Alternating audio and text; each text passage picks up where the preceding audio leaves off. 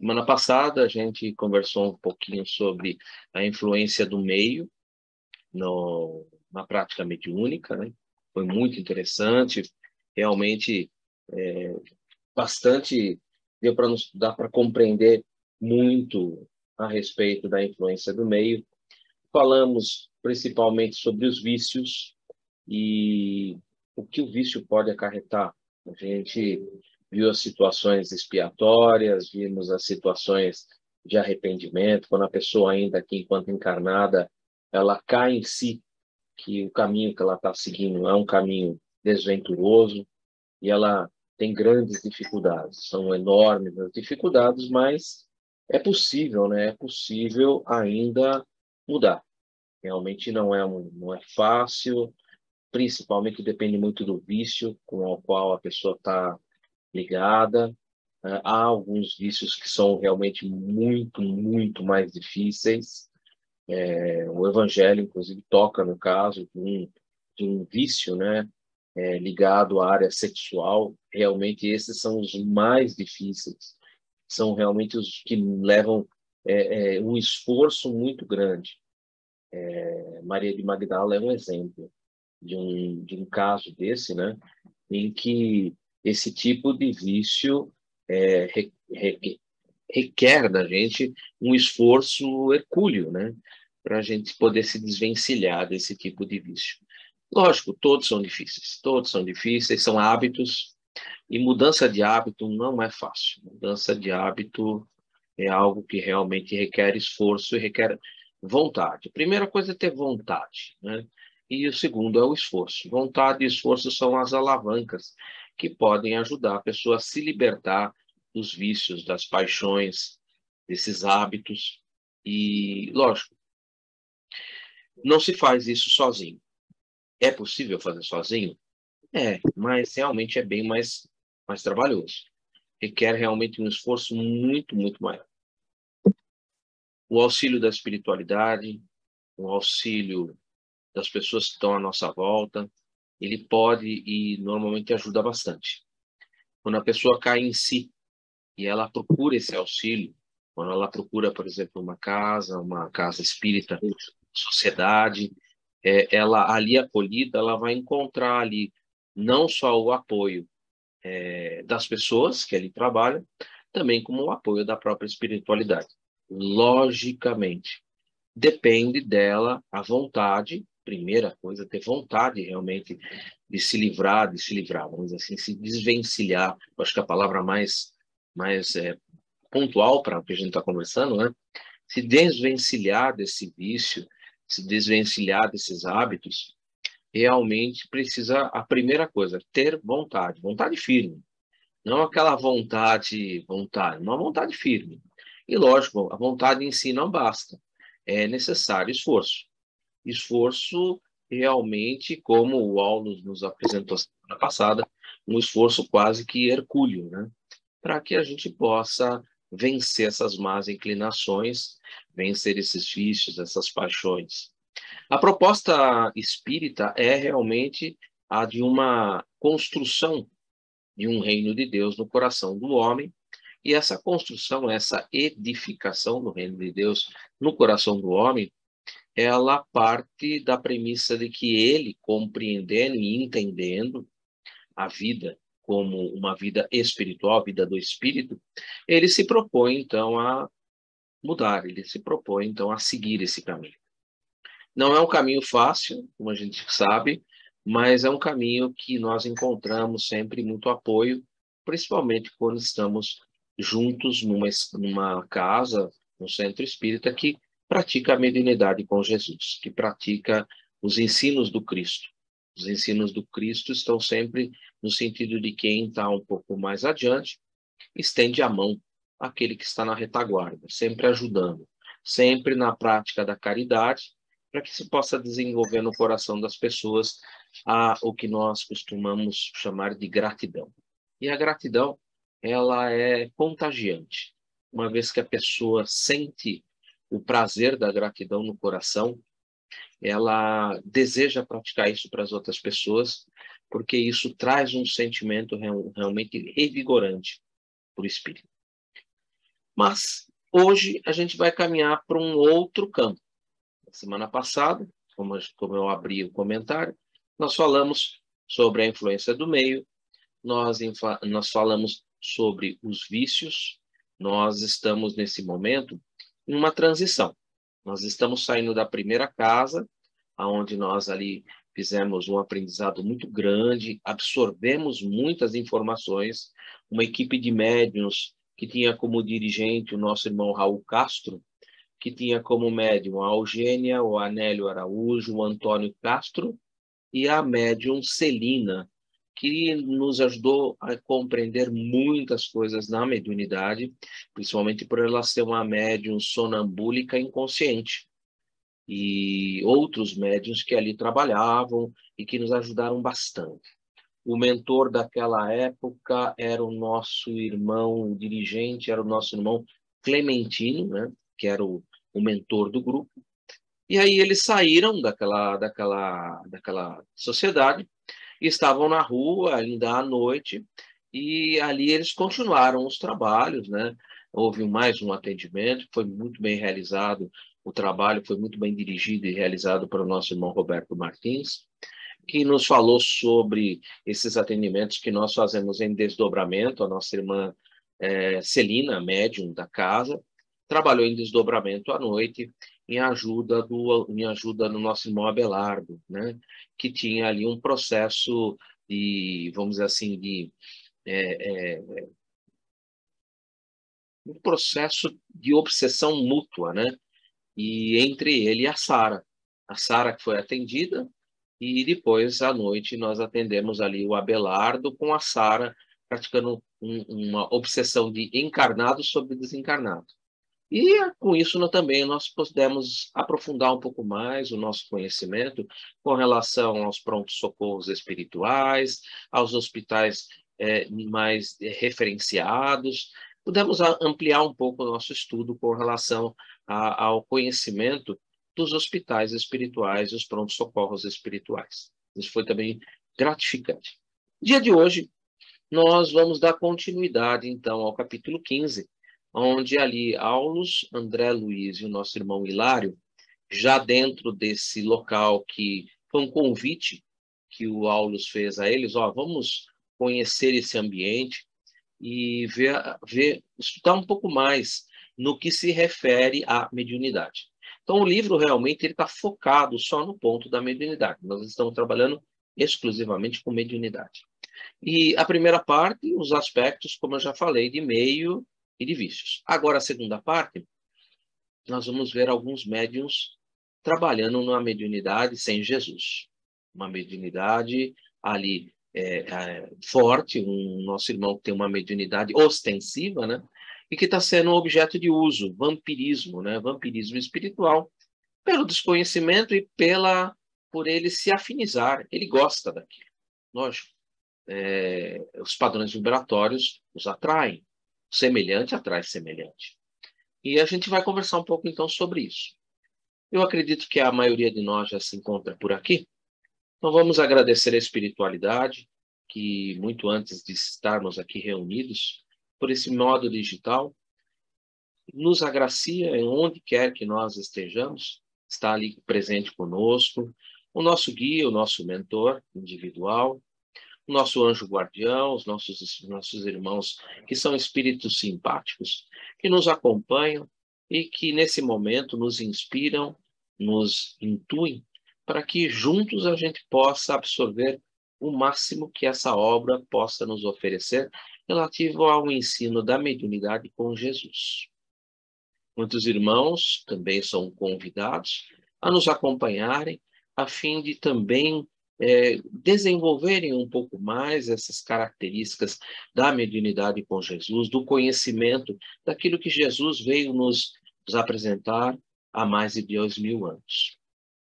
Então, vamos agradecer a toda essa equipe espiritual, pedir para que cada um de nós receba a intuição, a inspiração necessária para essa compreensão.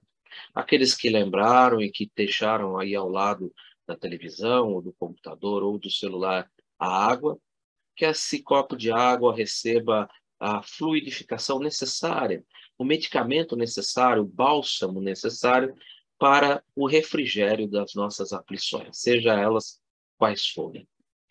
E assim, agradecidos, vamos dar por iniciados os nossos trabalhos da noite de hoje, do estudo do livro Nos Domínios da Mediunidade, com a prece que o próprio Mestre Jesus nos ensinou.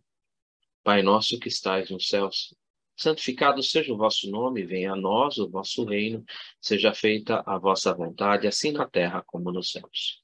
O pão nosso de cada dia nos dai hoje. Perdoe as nossas dívidas, assim como nós perdoamos os nossos devedores. E não nos introduzas em tentação, mas livra-nos de todo mal, que assim seja, graças a Deus, graças ao Mestre Jesus. Sejam todos bem-vindos, uma boa noite a todos que estão chegando agora. Vamos dar continuidade, então, aos nossos estudos do livro Nos Domínios da Mediunidade, capítulo 15, Forças Viciadas, vícios, né? Energias viciadas, energias que estão em contraponto, né, com as leis de Deus, né? Energias que estão negativas, né, que nos prejudicam. Lógico que forças viciadas, energias viciadas, que nós mesmos somos os causadores. E então, vamos aprender quais são as causas e vamos procurar corrigir essas causas para que a gente possa realmente caminhar em harmonia e em felicidade.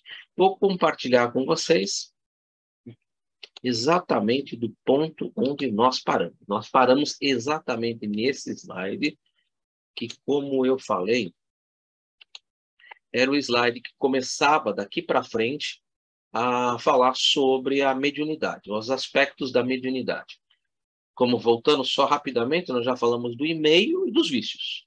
Então, agora ele vai partir para um outro ponto, ele vai ali explorar uma nova situação, é um médium, né, que está trabalhando naquele local, lógico, uma mediunidade sem Jesus, uma mediunidade ali que está sendo explorada por aquele ao qual ele se consorcia. Nós vamos ver um pouco sobre isso. Então, retornando nos nossos estudos, observando os beberrões cujas taças eram partilhadas, né? Olha que interessante, né? Partilhadas. Pelos sócios que lhe eram invisíveis, Hilário recordou. Ontem visitamos um templo em que desencarnados sofredores se falavam, né? Por intermédio de criaturas necessitadas de auxílio. E ali estudamos algo sobre mediunidade. Aqui vemos entidades viciosas, valendo-se de pessoas que, com elas, se afinam numa perfeita comunhão de forças superiores. Aqui, tanto quanto lá, seria lícito ver a mediunidade em ação? Bom, uma pergunta realmente muito importante, porque a mediunidade está em ação nesse campo. Primeiro algumas coisas que eu acho conveniente a gente comentar. Aqui vemos entidades viciosas, ou seja, nós estamos falando de energias, né, de forças viciadas. Então, entidades que estão ali voltadas para o vício, ele está dando uma ideia geral de qualquer vício, não está sendo aqui contundente nesse ou naquele vício, mas de uma forma geral, valendo-se de pessoas que se afinam, ou seja, que estão ali encarnados e desencarnados, que estão ali em perfeita comunhão, se afinando. Perfeita comunhão. Perfeita comunhão é um grau além de você estar em perfeita sintonia. Perfeita sintonia não é a mesma coisa que perfeita comunhão, são coisas diferentes. Eu estou em sintonia, por exemplo, quando eu estou numa atividade mediúnica dentro de uma sessão de desobsessão, em que eu estabeleço sintonia com o irmão que se aproxima e que vai se utilizar do meu aparelho, seja ele para a psicofonia ou seja ele para a psicografia. Neste momento eu estou em sintonia, mas não estou em comunhão. Da mesma maneira, eu posso às vezes estar em sintonia com uma entidade, com um irmão, enquanto eu estou fazendo uma palestra, enquanto eu estou fazendo uma preleção, falando sobre um determinado assunto na casa espírita, onde quer que esteja, com um irmão ali que ele me intui, ele me inspira, ele me ajuda em sintonia com esse irmão, mas não estou em perfeita comunhão. Perfeita comunhão é como se eu estivesse ali plenamente vivendo junto com aquela pessoa, juntinho, coladinho um do outro. É como a figurinha aí ao lado realmente demonstra. Estão ali em perfeita simbiose. A comunhão, ela lembra muito a parte simbiótica. Eles vivem ali juntinhos. Se nós lembrarmos no início desse capítulo, quando eles estavam passando na porta desse, entre aspas, restaurante barato, fecha aspas, eles viram ali um homem que foi jogado para fora e que ele estava ali envolvido por uma entidade que estava tão embriagada quanto ele, e ali Aulo chama atenção para que André Luiz verificasse que eles estavam ali jungidos. A palavra utilizada por Aulo foi jungidos, unidos. Inclusive, o comentário de André Luiz falava que ele se parecia, o espírito que o envolvia, parecia um polvo unido ao irmão encarnado. Isso é uma perfeita comunhão. É estar realmente ali em comunhão com aquela entidade, vivendo tudo que aquela entidade ali vivencia. Lógico, essa palavra, quanto à sintonia, como a comunhão, elas podem ser tanto no sentido negativo, eu posso sintonizar com entidades do umbral, um pouco mais de dificuldade, ou até, dependendo da situação, dos gostos, né? Com entidades das trevas, posso sintonizar com entidades superiores, posso estabelecer comunhão com irmãos que estão nas trevas, que estão no umbral, e posso estabelecer comunhão com espíritos superiores. Posso estabelecer comunhão com espíritos superiores. Um exemplo de uma comunhão assim maravilhosa é a comunhão de Jesus com Deus. Eu e o Pai somos um, em perfeita sintonia e em perfeita comunhão. Esse é um caso típico de sintonia e comunhão perfeita. É possível, sem nenhum problema. Então, a palavra comunhão aqui, colocada por Aulos, ela é bem interessante, porque ela nos leva a essa reflexão. Olha, não é apenas uma coisa ocasional, não é uma coisa ocasional. Esses irmãos, eles estão ali jungidos, unidos, eles estão sempre ali. Algumas pessoas já ouviram esse termo, né? Quando a pessoa ela é viciada no álcool, né? E ela tem um irmão que ali o instiga a seguir esse vício, não que esse irmão tenha provocado ele ser um alcoólatra, não, ele já tinha essa propensão. Simplesmente esse irmão ali, percebendo essa situação, ele se aproxima e ele instiga a essa pessoa a tomar o álcool. E eles ali vivem uma comunhão, eles estão ali jungidos, unidos no mesmo ideal. Inclusive, um termo muito utilizado nesse caso é que o espírito faz do encarnado um caneco vivo. É como se fosse ali um caneco vivo e ele zela. Interessante que quando eles estão em perfeita comunhão, quando o irmão sai do bar e ele vai para casa, ele está caminhando na rua, esse irmão que tem a comunhão, que é o espírito que está ali obsediando o alcoólatra, ele zela pela segurança do alcoólatra. Tem alguns que tomam conta, porque é um caneco dele, ele não quer perder aquele irmão. Então ele zela até pela segurança dele. Olha, não atravessa a rua agora, senta aí na calçada, não dá para chegar, porque senão você vai se machucar. Eles zelam, tá, gente? É impressionante, mas é comunhão, eles estão em comunhão. E o outro que está do outro lado, ele quer manter essa comunhão, ele quer manter esse irmão encarnado, porque ele só vê nesse irmão a oportunidade dele manter o vício dele. Se ele perder esse irmão encarnado, se esse irmão desencarnar por algum motivo, ele vai ter que procurar um outro, porque ele precisa manter o vício. Então, eles têm esse processo de comunhão, ele se mostra muito presente nesse tipo de situação. Ele está sempre ali juntinho, tomando conta, porque aquilo é como se fosse a palavra que eu utilizei, o caneco dele. Então, ele vai tomar realmente conta daquela pessoa. É realmente uma coisa muito complicada, mas nós estamos fazendo um estudo de uma obra que fala sobre a mediunidade, que fala sobre esses aspectos, e eu acho importante a gente sempre pontuar isso de maneira que as pessoas possam compreender. É uma realidade. Então, a gente não pode se afastar da realidade ficando floreando, querendo florear. Não, a realidade realmente é essa. Tá? Então, é importante, porque assim as pessoas vão compreendendo que realmente os vícios, eles são muito maus, eles provocam muito mal na gente. E a gente precisa realmente ir se desvencilhando desses vícios. Aqui, tanto quanto lá, seria lícito ver a mediunidade em ação? E a resposta não poderia ser diferente, né? A resposta dada pelo Aulus é sem qualquer dúvida. Óbvio, não há. Recursos psíquicos neste ou naquele grau de desenvolvimento são peculiares a todos, tanto quanto o poder de locomoção ou a faculdade de respirar. Ou seja, esse grau de desenvolvimento, ele é igual para todos, são em todos os sentidos. É a mesma coisa da faculdade de respirar, de andar. Essa faculdade, os recursos psíquicos, eles estão presentes em todos os graus, constituindo forças que o espírito encarnado ou desencarnado pode empregar no bem ou no mal de si mesmo. A mediunidade em si é neutra. Tudo que aparece em verde não está no livro. São coisas que eu coloquei. Espírito encarnado ou desencarnado. Mediunidade. Nós estamos falando de mediunidade. Existe mediunidade? Sem qualquer dúvida. Os recursos psíquicos, em qualquer grau de desenvolvimento, são peculiares. Eles estão ali, ou seja, a mediunidade ela está sempre presente. Existe uma mediunidade. Ah, mas Kardec diz que alguns têm mediunidade mais ostensiva do que outros. Sim, a mediunidade ostensiva é um campo. E a mediunidade ostensiva, ela só ocorre porque o corpo físico, o vaso, permite que o espírito, que é o detentor da faculdade mediúnica, possa, por aquele vaso, por aquele corpo, exprimir essa faculdade mais ostensiva.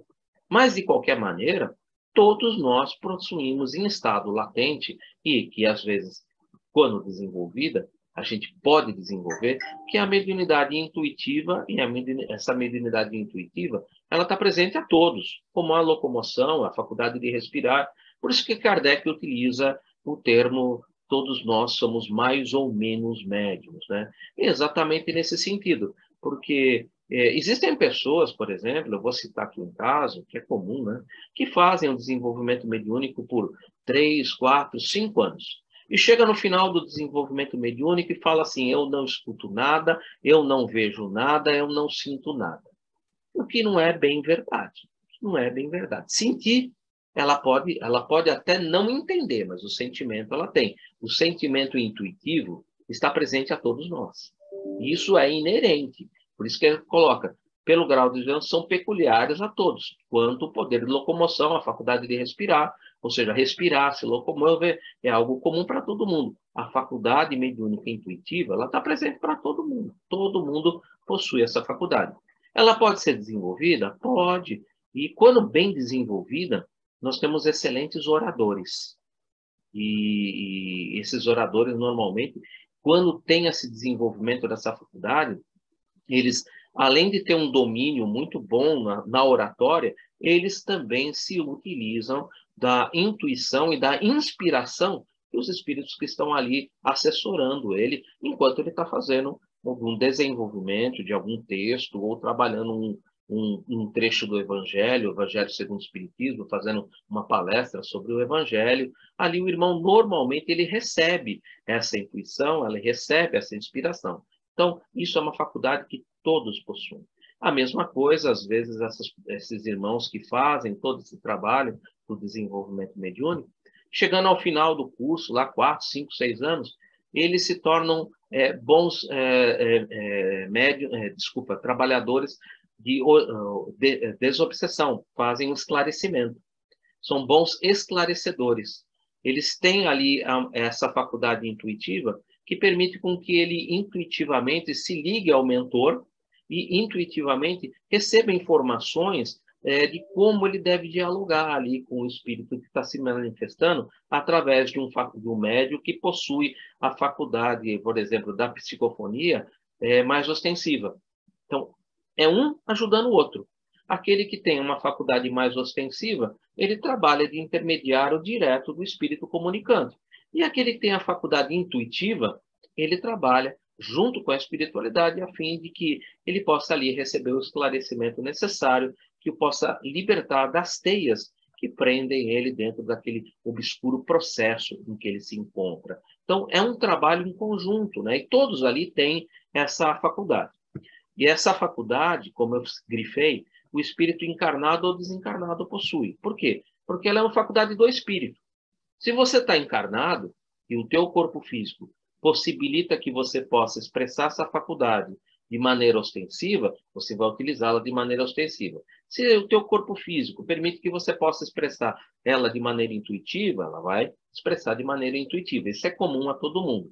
Quando você desencarna, lá no mundo espiritual, essa faculdade continua com você e ela continua sendo utilizada da mesma forma. Ela pode ser utilizada junto a Jesus, no esclarecimento dos espíritos, dos irmãos que também estão desencarnados, ou pode ser também utilizada no lado negativo. Um exemplo de um livro onde o livro trabalha com mediunidade apenas no lado dos desencarnados, foi o último livro que nós estudamos, o livro Libertação. Ali, as faculdades mediúnicas, elas só estão presentes no lado desencarnado, porque nós ali trabalhamos apenas com a mediunidade do outro lado, a mediunidade no lado desencarnado. Então, a faculdade em si, ela é neutra e ela está radicada no espírito. O corpo físico é apenas o veículo de manifestação. Pode ser empregada para o bem ou para o mal de si mesmo, de acordo com o que você deseja, de acordo com o que você ali dá uso a essa faculdade. Por isso, em si, ela é neutra. Aulus continua. Ser médium não quer dizer que a alma esteja agraciada por privilégios ou conquistas feitas. Não. Muito pelo contrário. Muito, muito, muito pelo contrário. Lógico, existem exceções. Existem médiuns que são missionários. São médiuns que estão em missão. Possuem uma missão. Esses médiuns que estão em missão são aqueles que já exercitaram essa faculdade e que já conseguiram colher dessa faculdade muita experiência. Ou seja, já encarnaram muitas vezes com essa faculdade, já se utilizaram dessa faculdade por muito tempo, já desenvolveram esses recursos dessa faculdade, já desenvolveram os recursos dessa faculdade junto a Jesus, tem um desenvolvimento moral normalmente muito elevado, e que voltam aqui para o planeta Terra, já agora como missionários, médium com uma missão própria. São poucos, são realmente muito poucos. Nesse livro, nós vamos estudar um médium que tem um mandato mediúnico. E vai ser muito interessante. É o próximo capítulo. O próximo capítulo ele vai falar sobre esse médium, que é uma generalidade, um gênero diferente de mediunidade, né? Que é um mandato. E, como eu disse, não é natural. O natural mesmo é realmente a faculdade ser concedida para que você possa, com o uso dessa faculdade, saldar um pouco as dívidas do passado. Então, ser médium não quer dizer que a alma esteja agraciada por privilégios ou conquistas. Eu fiz um adicional sobre isso que eu falei e eu vou compartilhar com vocês, que é um comentário, né? Quem são os médiuns na sua generalidade? Onde está isso? No livro Emmanuel, né? O livro Emmanuel, de Emmanuel, né? Fala sobre essa pergunta, né? Quem são os médiuns na sua generalidade? Os médiuns, em sua generalidade. Ou seja, não está dizendo são todos. Por isso que eu abri, antes de abrir isso aqui, eu quis ser muito pontual. Porque senão fica aquele negócio, todo mundo então é isso. Não, não, não. Existem alguns que possuem mandato mediúnico. São raros. São aqueles missionários. Mas existem. Os médiuns, em sua generalidade, olha, não são missionários na acepção comum do termo. Não. Na sua generalidade, nem um pouquinho. São almas que fracassaram desastradamente, que contrariaram sobremaneira o curso das leis divinas e que resgatam, sobre o peso de severos compromissos e ilimitadas responsabilidades, o passado obscuro e delituoso. Seu pretérito, muitas vezes, se encontra enodoado de graves deslizes e de erros clamorosos. Quase sempre.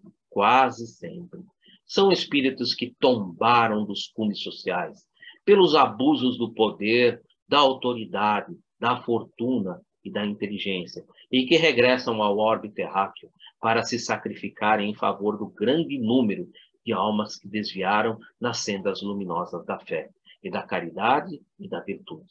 São almas arrependidas, que procuram arrebanhar todas as felicidades que perderam, reorganizando com sacrifícios tudo quanto esfacelaram nos seus instantes de criminosas arbitrariedades e de condenável insânia.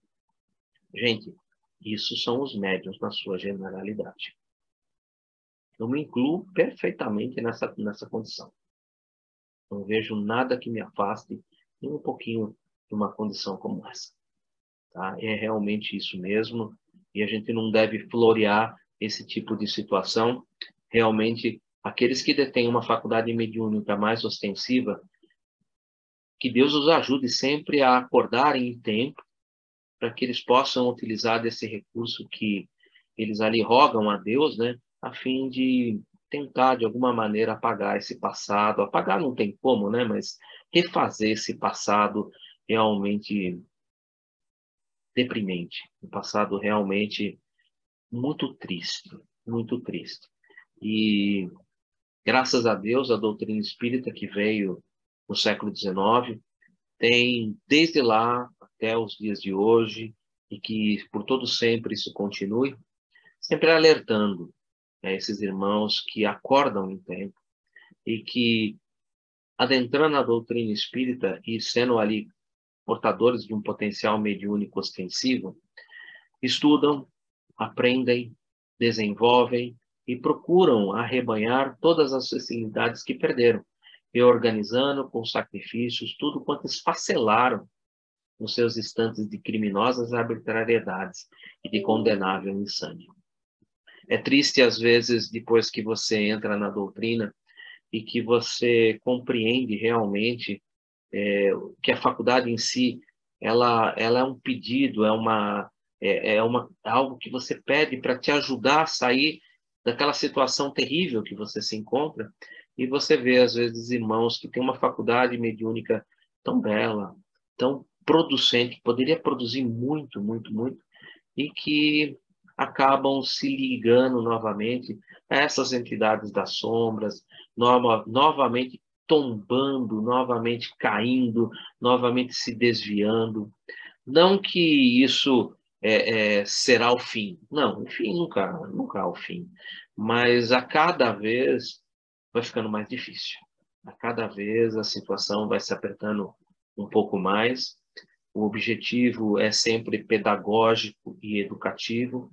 Então, no momento em que o aluno realmente, com tanto potencial na sua mão, ele não consegue ali dominar aquele potencial, e ele se deixa que o potencial seja dominado por outros, ele, na próxima, ele realmente vai ter mais dificuldades. As dificuldades vão sendo cada vez mais fortes, vão se tornando cada vez mais restritivas, para que você realmente acorde, né? E saia desse caminho, que possa realmente triunfar em busca da felicidade, em busca de tudo aquilo que a gente, ali no passado, nesse momento de insânia, né?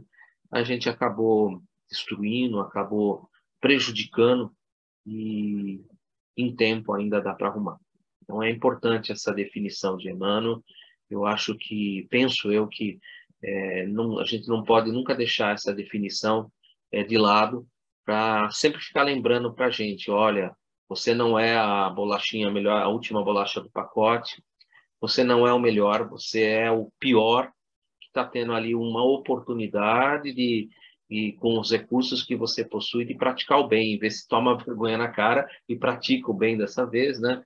E sai dessa situação. Então, é importante isso para os médios, inclusive eu acho que ajuda muito a não cair num dos processos obsessivos que Kardec comenta, que é quando o médium realmente se acha ali a última bolachinha do pacote, quando ele se acha o melhor da turma, quando ele se acha que é o único cara que pode escrever o melhor, que ele pode dar a melhor orientação.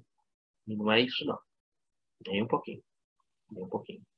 Ele precisa realmente e de apoio de muita gente que sempre esteja ali ao lado dele e que possa conduzi-lo novamente ao caminho. A todo momento que ele começa a perder, alguém chama a atenção dele: opa, peraí, cara, não é por aí não. O caminho que você está fazendo é prejudicial. Importante, sabe? É muito importante contar com os amigos no centro, com os amigos da espiritualidade, principalmente os amigos encarnados que estão à nossa volta, para que eles nos reconduzam ao caminho todas as vezes que a gente passar por algum processo de deslize ou que a gente cresça um pouco o orgulho, cresça um pouco a vaidade. Alguém chega ali, te dá uma bela tosada e te coloca novamente no caminho, porque você não é a última bolachinha do pacote, não é mesmo? Retornando, né, Aulus, muitas vezes é possível encontrar pessoas altamente favorecidas com o dom da mediunidade, mas dominadas, subjugadas por entidades sombrias ou delinquentes, com as quais se afinam de modo perfeito, servindo ao escândalo e à perturbação, em vez de cooperarem na extensão do bem. Ai do mundo por causa dos escândalos. É necessário que haja escândalos, mas ai do homem pelo qual o escândalo vem. A palavra escândalo aqui, que a nosso irmão Aulus está utilizando, ela está exatamente no mesmo patamar, no mesmo sentido, na mesma semântica daquela utilizada por Jesus. O escândalo, ele tem um sentido de pedra de tropeço. Ele tem um sentido de armadilha. Então, só para tornar um pouco mais claro, delinquentes com as quais se afinam de modo perfeito, servindo ao escândalo, servindo de tropeço para as outras pessoas, servindo de armadilha para que as outras pessoas caiam. E a perturbação, em vez de cooperarem na extensão do bem. Uma passagem de Jesus, no capítulo 5 do Evangelho de Mateus, em que Jesus fala, né? Se sua mão for motivo de escândalo, corta-a fora. É melhor que você adentre ao mundo sem uma mão do que o teu corpo inteiro vá ruginar. A mesma coisa, se teu olho for motivo de escândalo, arranca-o fora. É melhor entrar na vida sem um olho do que o teu corpo inteiro ir para o genal. O que ele estava querendo dizer é isso? Se você vai utilizar a sua mão para que o que você faz da sua vida, a mão, o que você vai realizar na sua vida, se isso vai servir de pedra de tropeço para as outras pessoas, ou vai servir de armadilha para que outras pessoas caiam ou saiam do caminho, a pedra de tropeço vai fazer com que outras pessoas caiam e saiam do caminho. A armadilha vai tirar essas pessoas e vai afastá-las do caminho do bem. Então, se a tua mão, se os teus atos forem nesse sentido, é melhor que você, então, venha sem as mãos para que você não pratique esses atos, porque você será responsável por isso. Se teu olho for motivo de escândalo, ou seja, o que é o olho mesmo? Os olhos são as candeias da alma. Os olhos refletem aquilo que teu coração possui. Se você tem no seu coração amor, se você tem no seu coração bons sentimentos e bons pensamentos, lembrando que coração, para a comunidade em que Jesus conversava, é a sede dos sentimentos e pensamentos. É um pouquinho diferente da gente, da mesma maneira que a palavra escândalo. Então, se o teu coração tem sentimentos puros e pensamentos puros, ótimo. Agora, se teu coração tem sentimentos que são levados à queda das outras pessoas, ou que possam gerar nas outras pessoas, instigar nas outras pessoas sentimentos que a desviem do caminho, ou seja, você está armando uma armadilha a partir de sentimentos, é melhor vir à vida sem esses olhos, para que você não tenha, então, esse motivo para que você prejudique a você ainda mais. Então, é importante a gente perceber que o sentido da palavra escândalo, como ele está utilizando aqui, e como Jesus utilizava, é sempre que você não pode ser, nem os seus atos podem levar as outras pessoas a que elas caiam, ou que sirva de armadilha para que elas caírem, ou que os seus pensamentos e os seus sentimentos instiguem nas outras pessoas sentimentos e pensamentos que elas possam ali se desviar do caminho, que elas possam tropeçar, ser uma pedra de tropeço no caminho delas, ou que seja uma armadilha para que elas possam ali caírem. Nós vamos ver aqui exatamente um médium que está servindo de escândalo. Ele vai servir exatamente para proporcionar uma armadilha para uma pessoa. E essa pessoa vai cair nessa armadilha. Então, é um caso que está muito bem retratado dentro do Evangelho de Jesus. Isso que eu acho importante, a gente sempre está conceituando que Aulus, ele é muito cuidadoso.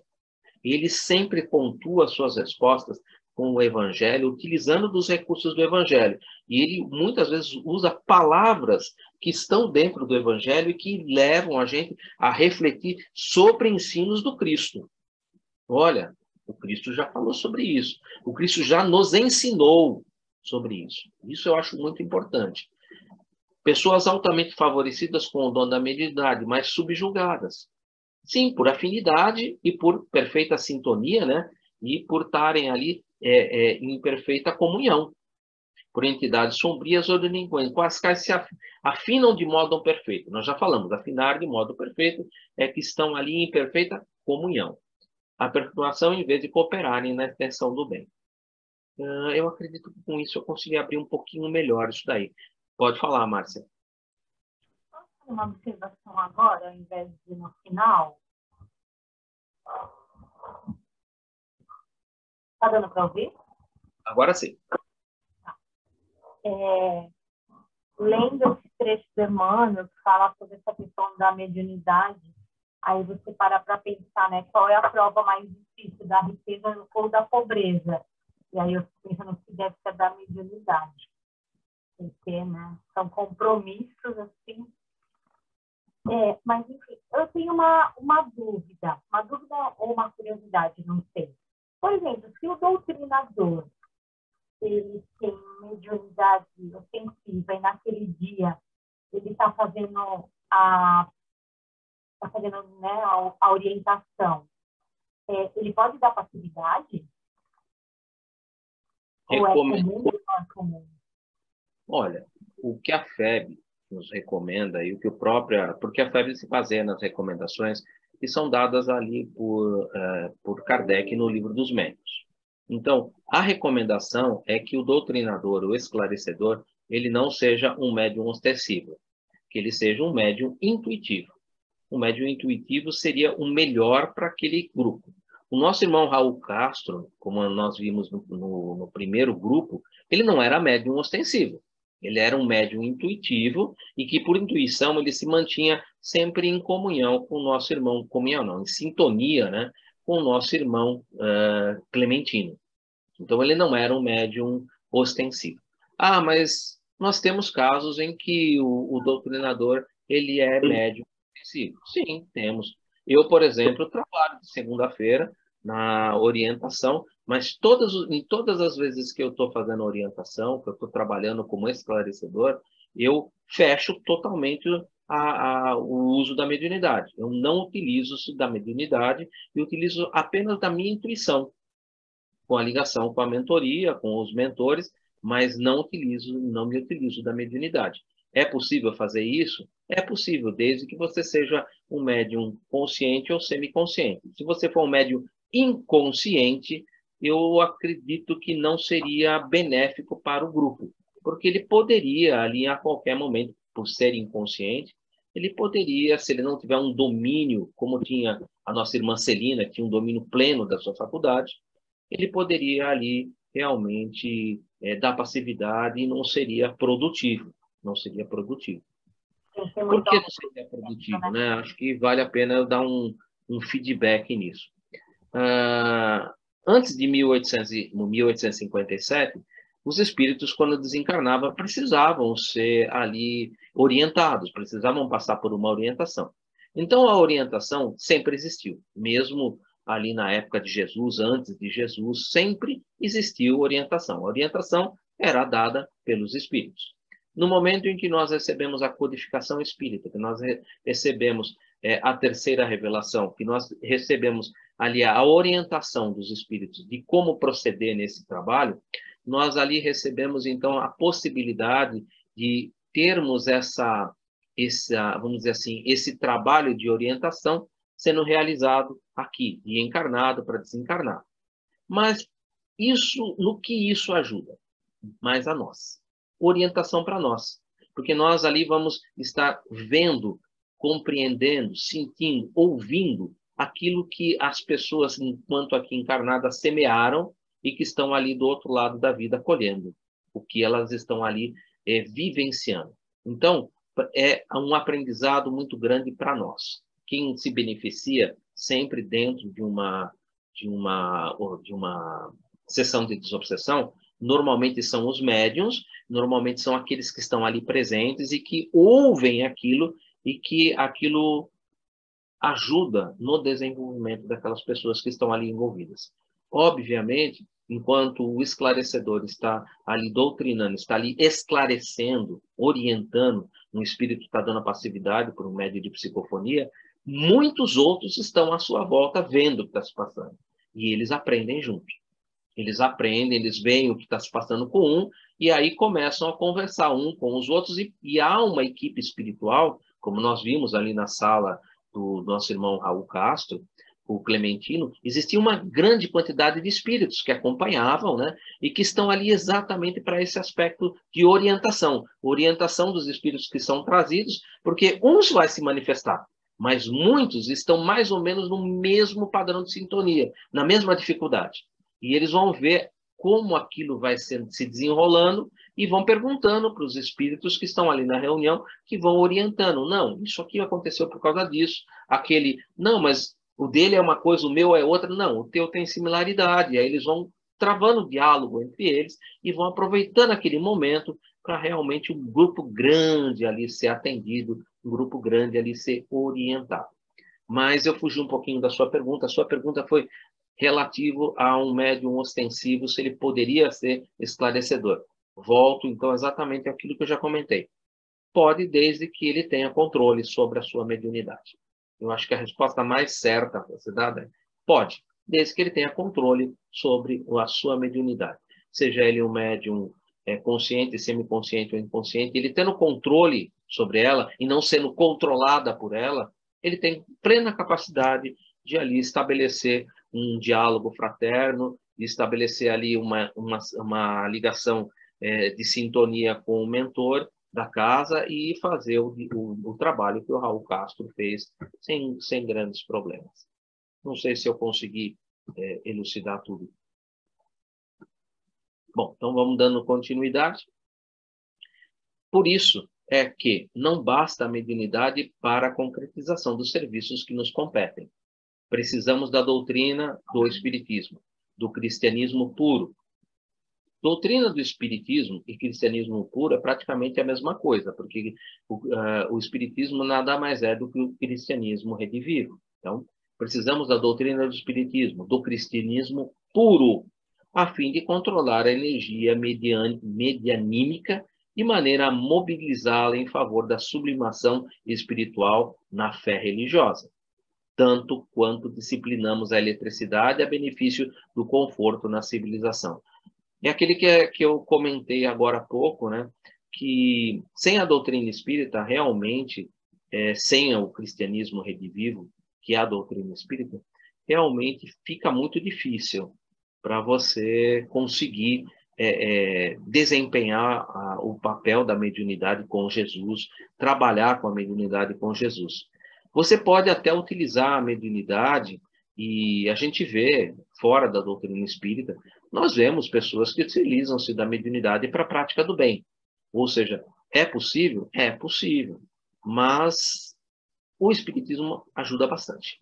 O Espiritismo ajuda muito. Não que ele seja condição sine qua non. Não, não é isso que ele está dizendo.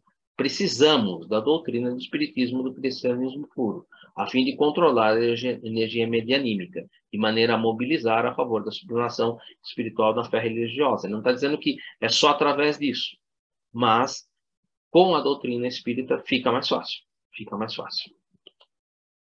Nisso, Aulus relanceou o olhar pelos aposentos reservados mais próximos, qual já os conhecesse, e, fixando certa porta, convidou-nos a atravessá-la.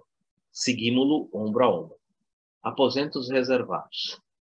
É como eu disse lá no início desse capítulo, né, quando ele chamou o local de um restaurante barato. Para a gente não fugir do nosso padrão vibratório elevado, pensemos que isso aqui significa como se fosse o Bahamas. Mesma coisa, tá? Aposentos reservados. Mais próximos, qual se conhecessem, lógico, né? Ele sabia que num lugar como esse, né, que tem aposentos reservados, né, ele iria encontrar ali pessoas que realmente estariam ligadas a algum vício, estariam ali subjugadas, estariam ali sob o efeito de algum processo obsessivo. Convidou a atravessar a porta, lógico, né? Espírito desse porte, desse quilate, para eles isso é bico. Fazem com muita naturalidade. Obviamente, espíritos, às vezes, que há muitos ainda que desconhecem o seu estado de espírito, e isso tem bastante, tá, gente? Que morre e não sabe que morreu. Tá cheio assim. Não atravessa a porta, não. Para ele, a porta é sólida. E se ele pensa que a porta é sólida, ele não passa de jeito nenhum. Porque o pensamento dele fala para ele que aquilo é sólido. Se o pensamento diz que aquilo é sólido, ele plasma aquela porta sólida. Ele não passa de jeito nenhum. Então, aqui também é uma questão de educação do próprio espírito, né? Na condição de espírito, saber, né, que, olha, nós estamos em padrões vibratórios diferentes. A matéria não exerce nenhum tipo, Kardec perguntou sobre isso, nenhum tipo de influência. Não, nada, nada, nada. Ele atravessa o fogo, ele atravessa a água, ele atravessa a porta, ele pode entrar em locais onde não tem oxigênio, sem nenhum problema. Mas, para isso, precisa que o pensamento dele não diga para ele que se ele cair na água, ele vai se afogar, se ele entrar no fogo, ele vai se queimar, se ele entrar num lugar onde não tem oxigênio, ele não vai conseguir respirar, porque se ele pensar dessa maneira, é dessa maneira que ele vive. É dessa maneira que ele vive. É interessante a gente pensar nisso, sabe? É importante, esse tipo de informação é uma informação muito importante. Em mesa abundantemente provida de fino conhaque, um rapaz, fumando com volúpia e sob o domínio de uma entidade digna de compaixão pelo aspecto repelente em que se mostrava, escrevia. Estudemos, recomendou o orientador. Interessante, né? Essa figurinha ao lado, ela é uma figurinha que eu encontrei na internet e falei, é exatamente o que o Aulus aqui está descrevendo. É exatamente. Um encarnado e um desencarnado ali juntinhos, né? Fumando juntos, sobre esse domínio dessa entidade ali que realmente digna de compaixão, né? E ao qual esse nosso irmão ali se jungia, se unia, estava ali em simbiose, estava ali em comunhão com esse nosso irmão. O cérebro do moço embebia-se em substância escura e pastosa, que escorria das mãos do triste companheiro que o enlaçava, que o abraçava. Via-se neles absoluta associação, absoluta comunhão, na autoria dos caracteres escritos. A dupla em trabalho não nos registrou a presença. É óbvio, né, gente? Tanto Aulus, quanto o nosso irmão Hilário, quanto o nosso irmão André Luiz estão em padrões vibratórios diferentes. Esses irmãos aqui, eles estão ali com o seu perispírito extremamente denso. E eles não são capazes de ver espíritos da hierarquia, que são André Luiz, Hilário e Aulus. A não ser que esses três ali adensassem o seu perispírito e se mostrassem ali presentes. O que não era o caso. Eles adentraram ao bar não sendo vistos por ninguém que estava ali dentro do bar. E também não foram vistos quando eles estavam ali agora fazendo o estudo sobre esse nosso irmão. Logicamente, nesse bar, existem ali nesse bar, nesse restaurante barato, utilizando a linguajar do nosso irmão Aulus, né, esse restaurante barato, é lógico que ali existiam entidades voltadas para o bem e que se encontravam ali sempre prontas a ajudarem aqueles que em algum momento sentissem aquilo que vem de dentro, né? Não é legal. Eu não vou mais para aqui. Eu quero sair. E nesse momento ele encontra ali, ele vai encontrar. Sugestão de leitura? Temos obra para isso, temos. Sexo e Destino. Temos essa obra. Procurem ali o caso do nosso irmão Pedro Neves, em Sexo e Destino. Você vai encontrar exatamente... eu não vou queimar o livro, né? Não vou dar spoiler do livro, mas leia o caso do Pedro Neves. Eles vão ali relatar realmente a presença dessas entidades nesses locais. Pedro Neves ele foi num local exatamente igual a esse em que André Luiz e Hilário estão agora. Eles estavam ali no Século do Destino, foi chamado pelo nosso irmão como uma casa de tolerância. Era um local exatamente igual a esse onde André Luiz e Hilário se encontram. Mas fechando esse parênteses e trazendo para o nosso estudo de volta, Sexo e Destino, tá, gente? Caso de Pedro Neves. Voltando. Nosso irmão desconhecido é hábil médium psicógrafo. Olha só que importante informação. Esse irmão ali, que está sendo ali subjugado, que está ali sobre um processo de obsessão e subjugação, né? Kardec, no capítulo 27 do Livro dos Médiuns, trabalha como possessão. Depois, na Gênese, ele abre esse estudo caminhando para a subjugação. As duas coisas são muito similares, né? Que o termo possessão parece que toma posse, né? É quase que tomar posse mesmo, quase, mas não é tomar posse, porque não há como um perispírito suprir o outro dentro do corpo físico. Não tem como fazer isso. Então, é subjugado, né? Então, ali é um médium psicógrafo. Olha só, ele tem uma faculdade mediúnica ostensiva.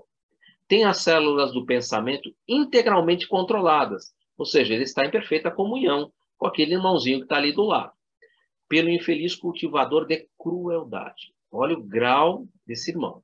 Ele é um irmão realmente que tem um desvio moral muito grande. A crueldade é um desvio moral que pode levar muitas vezes a uma região que nós chamamos de trevas. Não necessariamente que o grau de crueldade desse irmão até agora não tenha... Ele tem essa crueldade, mas ele ainda, o grau não foi ainda tão eficiente que o conduziu a essa região de trevas. Mas eu imagino que, concretizando o que ele deseja e utilizando-se desse potencial, ele pode estar, com isso, colocando ele numa condição mais complicada, mais difícil dele se desvencilhar no futuro. Cultivador de crueldade sobre a nossa vista. Imantava-se-lhe a imaginação e lhe assimila as ideias, atendendo-lhe os propósitos escusos, através dos princípios da indução magnética. Eles estão ali em perfeita comunhão, em perfeita sintonia, numa indução magnética perfeita. De vez que o rapaz, desejando produzir páginas escabrosas, encontrou quem lhe forneça a mente e o ajude nesse mistério, nesse trabalho. Percebem que ali são duas entidades que têm afinidades. Ele tinha vontade de escrever páginas escabrosas. Obviamente, ele acabou encontrando alguém que tinha ali o desejo de utilizar esse recurso para prejudicar um terceiro, para obsediar um terceiro. Ele vai ser, então, veículo. Ele vai ser o quê? Ele vai ser a pedra de tropeço, ele vai ser o escândalo. Olha que situação, né? Ele vai ser o escândalo de um terceiro. Frase lapidar de Aulus, né? Encontramos sempre o que procuramos ser. E é o que eu acabei de dizer, né? Ele tinha vontade de ser... eu quero ser um escritor de coisas escabrosas. Ótimo! Então você vai encontrar exatamente aquele que gosta desse tipo de coisa, que se vangloria desse tipo de coisa. Os que pensam da mesma maneira vão se atrair e vão estar ali juntinhos, né, praticando esse tipo de coisa. E aí Hilário faz uma pergunta muito interessante. Todavia, será ele um médium na acepção real do termo? Apesar do outro já ter respondido indubitavelmente, né? Será peça ativa em agrupamento espírita comum? Aí já complica, né? Aos não. Ele não está sobre qualquer disciplina espiritualizante. Não. Ele está aí pela sua vontade e não tem nenhuma disciplina. Ele segue e é o típico deixa a vida me levar. Não. Se você deixar a vida te levar, meu amigo, ela vai te levar realmente para lugares onde você não gostaria de ir. Não gostaria. É um moço de inteligência vivax, sem maior experiência da vida. Sem maior experiência. Ele tem vivência, mas não tem experiência. Ele vai precisar realmente conquistar essa experiência. Manejado, sem experiência da vida, manejado, é manipulado por entidades perturbadoras, exatamente porque ele assim se permite, ele assim se conduz. Após inclinar-se, aqui Aulus, né? Após inclinar-se alguns momentos sobre os dois, o instrutor elucidou com benevolência. Agora ele vai nos explicar o que é que está se passando entre os dois. Entre as excitações do álcool e do fumo que saboreiam juntos, estão ali em perfeita comunhão, pretendem provocar uma reportagem perniciosa. Pretendem provocar um escândalo, uma pedra de tropeço. Querem provocar uma armadilha, não, envolvendo uma família em duras aflições. Houve um homicídio, a cuja margem aparece a influência de certa jovem, aliada às múltiplas causas em que se formou o deplorável acontecimento. O rapaz que observamos, esse médium psicógrafo, amigo e de esforçado trabalhador da imprensa, é de si mesmo dado à malícia. Por isso, ele encontrou alguém que ali também era dado à malícia. E com a antena mental, ou seja, o que é antena mental? Nós já estudamos lá na introdução, né, sobre a glândula pineal, né, que é essa glândula que favorece essa comunicação, né, essa antena mental, ligada para os ângulos mais desagradáveis do problema, ao atender um pedido de colaboração do cronista, que lhe é companheiro, encontrou, no caso de que hoje se encarrega, o concurso ferrenho e viciado perseguidor da menina em foco. Ou seja, um obsessor daquela menina que encontrou ele, que ali por consórcio, então, vou utilizar de você. Interessado em aumentar a participação na ocorrência, vai servir de escândalo, né? Com o fim de martelhar-lhe, de ferir-lhe a mente, né? De ferir-lhe ali o sentimento mais íntimo, a mente apreensiva e arrojá-la, lançá-la, né? Nos abusos da mocidade. Ele quer fazer o quê? Ele quer levar novamente essa irmã a uma condição de, vamos dizer assim, de prostituição. Ela quer nos abusos do sexo. Ele quer tirar ela do caminho. O que ele quer fazer? Ele quer que esse irmão sirva de escândalo, sirva de pedra de tropeço, que o que ele vai escrever, o que ele vai colocar ali, que foi, vamos dizer assim, superlativo à participação dela, provoque nela realmente essa marca, né, essa mente que vai ficar ali desestruturada e que vai levá-la, consequentemente, a novamente uma queda. Olha que coisa complicada, né? E aí, Hilário, né? Mas como? Espantadíssimo, Hilário. Como ele vai fazer isso, né? O jornalista de posse do comentário calunioso será o veículo de informações tendenciosas ao público. Olha aqui o motivo do escândalo, né?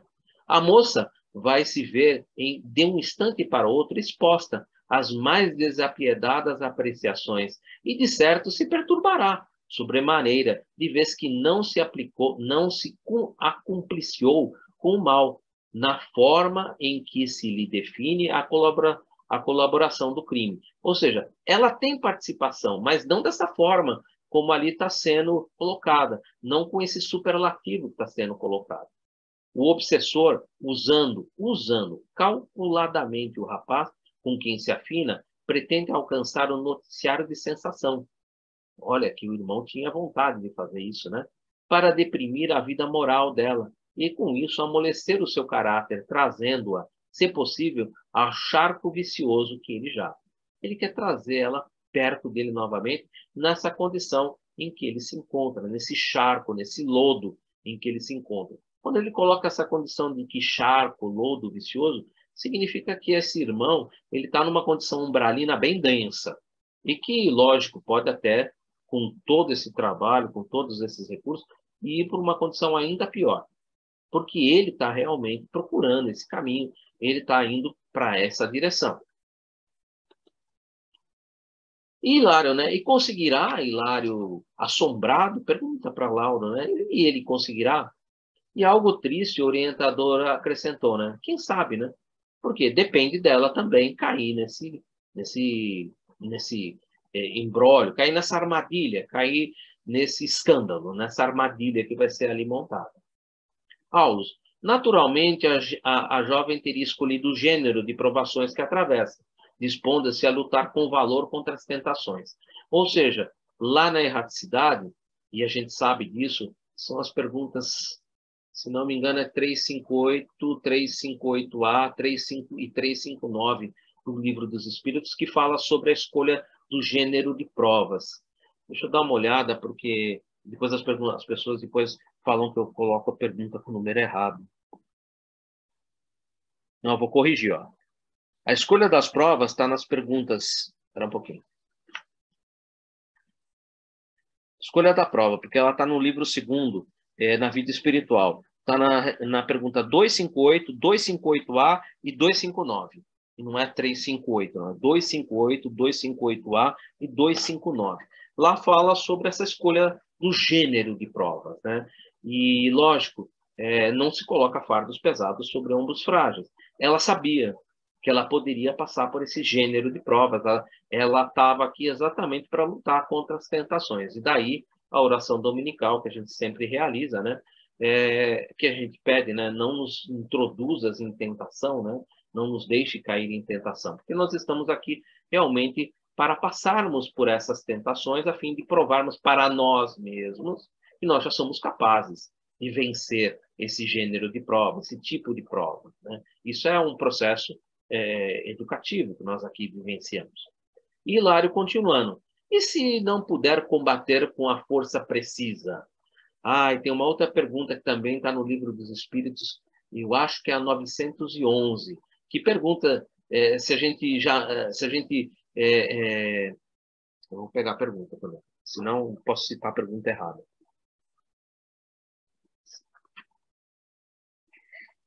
Pergunta está no livro 3º, Perfeição Moral. Pergunta é essa acertei. Pergunta 911. Não existem paixões tão vivas e irresistíveis que a vontade seja impotente para dominá-la? Há muitas pessoas que dizem quero, mas na verdade estão apenas nos lábios, querem. Mas ficam muito satisfeitas assim que não seja. Quando o homem crê que não pode vencer suas paixões, é que seu espírito nela se compraz, em consequência da sua inferioridade. Aquele que procura reprimi-las compreende a sua natureza espiritual. Vencê-las para ele é um triunfo do espírito sobre a matéria. É exatamente tudo aquilo que a gente deseja, né? Então, Aulus está realmente... Ele deve dar uma resposta exatamente dentro da resposta que foi dada no Livro dos Espíritos. E se não puder combatê-la com a força que precisa, e aí Aulus dá a resposta a 911. Será mais justo dizer se ela não quiser. Porque a lei não nos confia problemas de trabalho superiores à nossa capacidade de solução. Não se coloca fardos pesados sobre ombros frágeis. Assim, pois, caso não delibere guerrear a influência destrutiva, demorar-se-á por muito tempo nas perturbações a que já se encontra ligada no princípio. E aí do próprio Livro dos Espíritos, né? Ele já muitas vezes nos disse que não coloca fardos pesados em ombros fracos.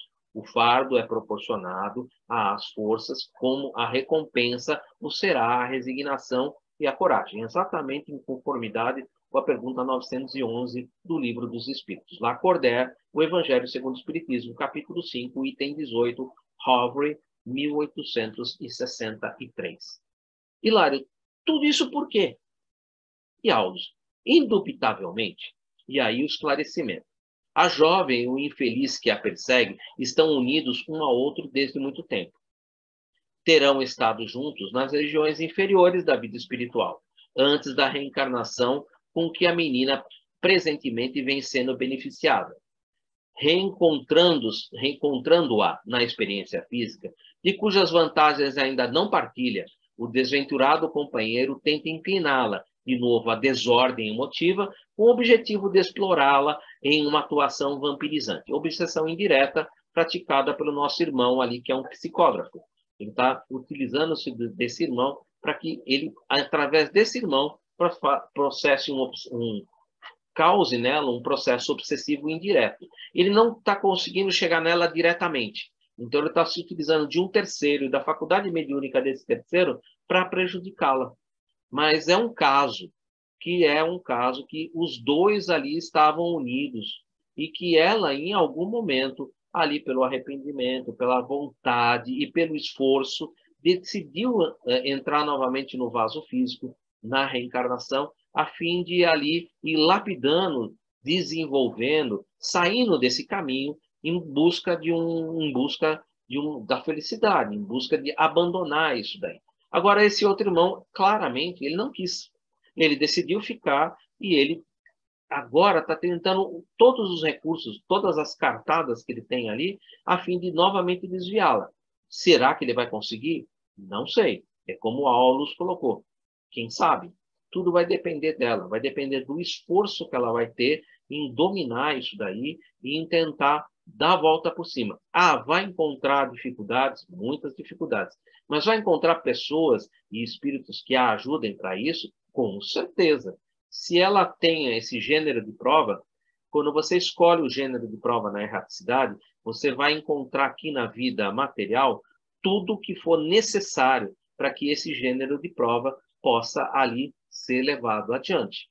Não teria sentido nenhum você encarnar com um gênero de prova em que você não encontrasse aqui todo o material necessário para que isso pudesse ser realizado. Exemplo, por exemplo, eu quero nascer aqui no mundo e eu me preparei no mundo espiritual porque eu quero desenvolver aqui, por exemplo, uma vacina. No mundo espiritual, eu me preparo, eu estudo muito a respeito disso, eu me preparo bem. E aí, eu preciso, para que eu leve adiante esse trabalho, eu preciso encontrar aqui no mundo material os meios para que eu possa encontrar esse fim, para que eu conduza a essa finalidade. Então, quando eu encarnar, possivelmente eu vou estar junto de uma família que vai me receber e que vai me orientar para que eu possa ali cursar os cursos necessários, que eu tenha condições, meios, às vezes meios até financeiros, estruturais de família, para que eu possa ali me desenvolver e consiga levar adiante os meus propósitos. Eu, no mundo espiritual, eu escolho o gênero, escolho aquilo que eu decido realizar. Aqui, no mundo material, eu preciso encontrar os meios para que eu leve isso adiante. Então, isso está sempre ali disponível. Essa irmã, com certeza, ela deve estar dentro de uma família que deve estar lhe dando muito apoio, tanto que o nosso irmão não está conseguindo fazer um processo obsessivo direto nela. Ele está fazendo um processo obsessivo indireto através de um terceiro, utilizando-se desse terceiro para poder ali fazer com que ela caia, armando uma armadilha, armando ali um escândalo, para que ela possa vir ali a sucumbir. Percebe que há sempre esses processos. E, lógico, ela vai ter ali no apoio da família, ela vai encontrar ali junto da família, ela vai encontrar junto da espiritualidade todo o apoio necessário. Mas vai depender da vontade dela, do esforço dela em seguir isso e abraçar isso daí e levar adiante. Realmente, a vontade e o esforço, o livre-arbítrio vai estar sempre na mão dela. Ela pode ou não sucumbir. Está ali o caminho, está ali todos os meios. Se você quiser ir por esse caminho, tem todos os meios. Agora, se você quer abrir mão dos meios e seguir o seu próprio caminho, você tem o livre-arbítrio para isso. Responsabilidades. Cada um vai gerar uma responsabilidade diferente. Um é libertador, o outro é escravizante.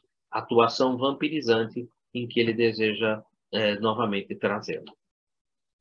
Obsessão indireta, né? No livro Estudando a Mediunidade, capítulo 21, Servindo ao Mal, Martins Peralva nos apresenta a seguinte reflexão. A sutileza do perseguidor justifica um comentário à parte. Tem ele um programa, ou seja, tem ele ali um escândalo, né? Usando a palavra evangélica, né? Traçado, visando inicialmente a desmoralizá-lo.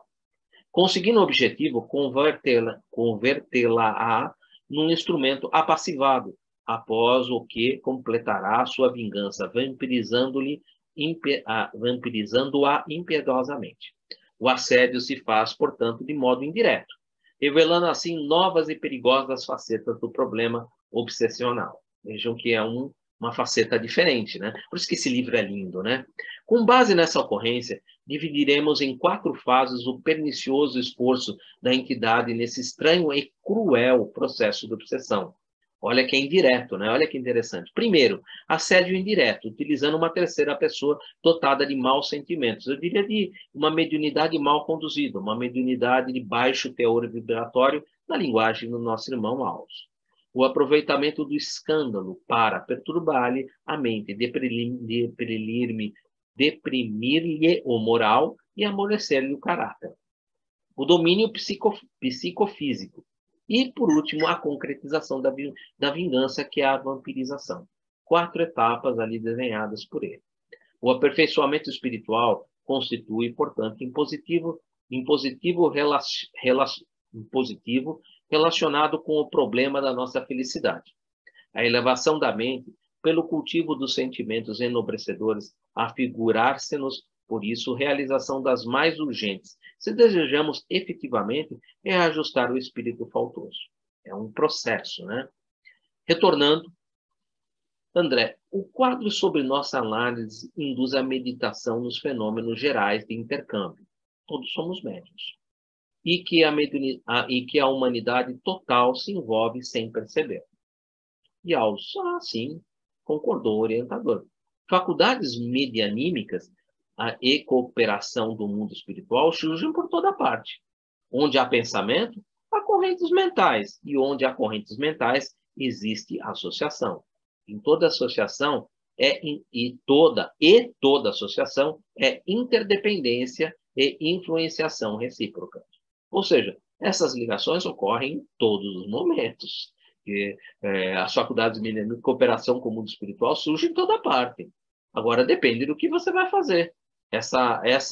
E toda associação ela é sempre uma interdependência e influenciação recíproca. Um influencia sobre o outro. Sempre assim. Daí concluímos quanto à necessidade de vida nobre, a fim de atrairmos pensamentos que nos enobreçam.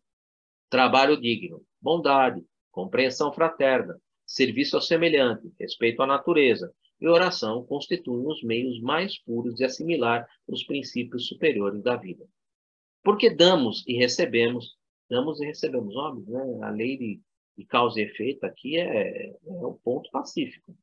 Porque damos e recebemos em espírito, no plano das ideias, segundo as leis universais que não conseguiremos iludir.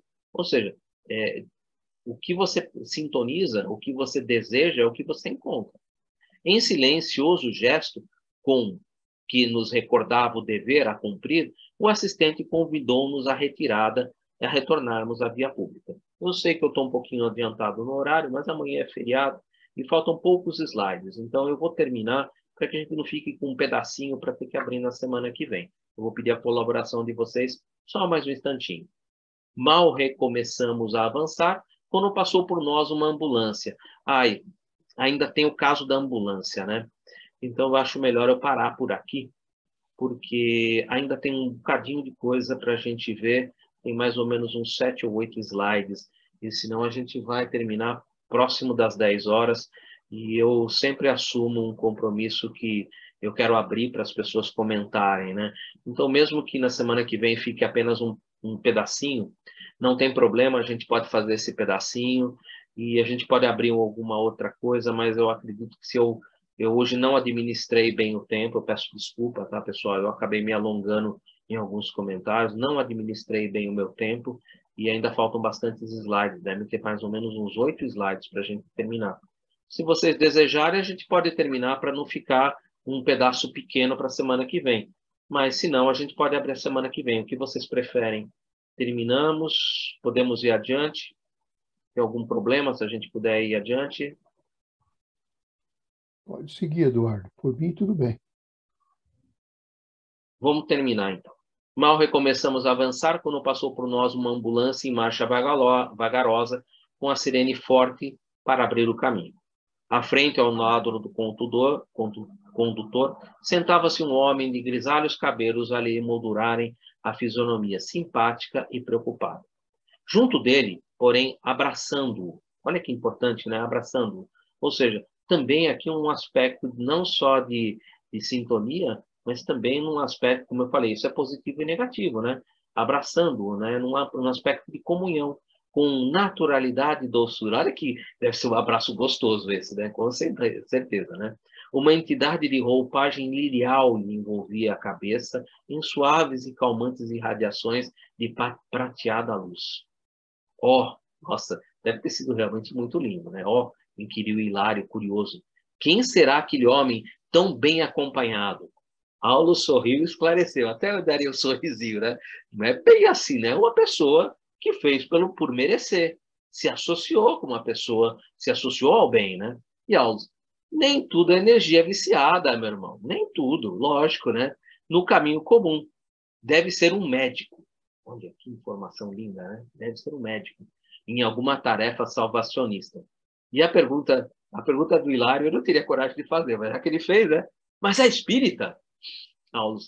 Com todo o respeito que devemos ao espiritismo, é imperioso lembrar que a bênção do Senhor pode descer sobre qualquer expressão religiosa, afirmou o orientador com um expressivo olhar de tolerância para o Hilário, né? Ô, Hilário, pelo amor de Deus, né? Já nesse nível, perguntar se é espírita, né? Pelo amor de Deus, né? A bênção do Senhor cai sobre todos aqueles que realmente ali trabalham pelo bem comum, trabalham pela paz, pelo amor, né?